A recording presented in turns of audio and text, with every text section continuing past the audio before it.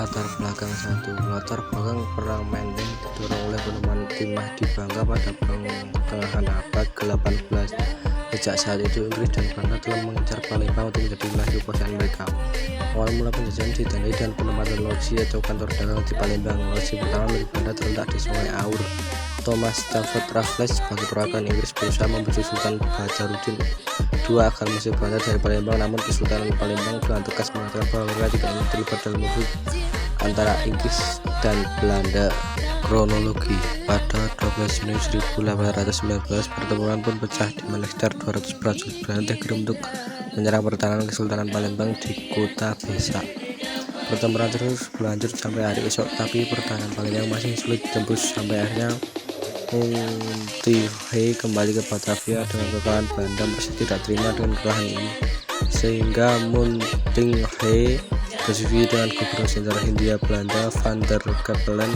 Hasilnya adalah Belanda akan melakukan serangan balik dengan kekuatan berlipat, dan Belanda menerima sebanyak 2.000 pasukan dan puluhan kapal tempur dengan tujuan meluluhlantakkan Kesultanan Palembang. Di saat yang sama, Sultan Badarudin II juga siap-siap apabila ada serangan balik dari pihak Belanda. Persiapan yang dilakukan adalah restrukturisasi pemerintahan dan membangun perbatasan di antara Pulau Baru dan Pelaju yang menjadi jalur masuk ke kota Palembang. Sultan juga memerintahkan pasukannya untuk membuat pancang-pancang kayu yang berfungsi untuk menahan kapal-kapal Belanda. Pada 21 Oktober 1819, pertempuran kedua terjadi di Sungai Musi yang kembali berakhir dengan kekalahan Belanda.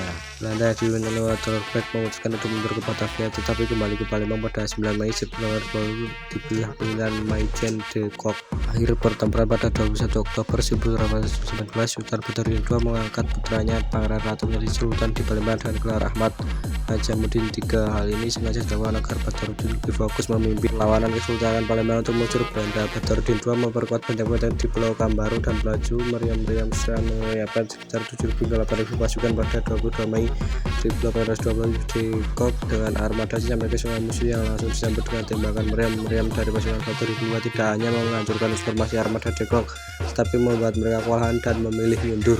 Akan tetapi langkah itu hanya terjadi Belanda untuk mengatur kembali strategi penyerangan. Pada 24 Juni 1821, di hari-hari tiba-tiba Belanda memberikan serangan yang membuat Palembang mengalami kekalahan. Penyebab kekalahan Kesultanan Palembang dalam perang Menteng adalah serangan mendadak dari Belanda yang membuat Badarudin II berhasil ditangkap. Sekitar 101 daerah dari budak Belanda tewas dalam perang Menteng, sementara jumlah di pihak Palembang tidak diketahui. Badarudin II bersama keluarga termasuk Sultan Ahmad Najamuddin III dibawa ke Batavia sebelum akhirnya diasingkan ke Ternate pada 3 Juli 1821 hingga akhir hayat. Dari peperangan ini Palembang jatuh ke tangan Belanda. Kemudian pada 7 Oktober 1823 Kesultanan Palembang resmi dihapus oleh Belanda dan kota Tengkuruk dihancurkan sehingga rata dengan tanah.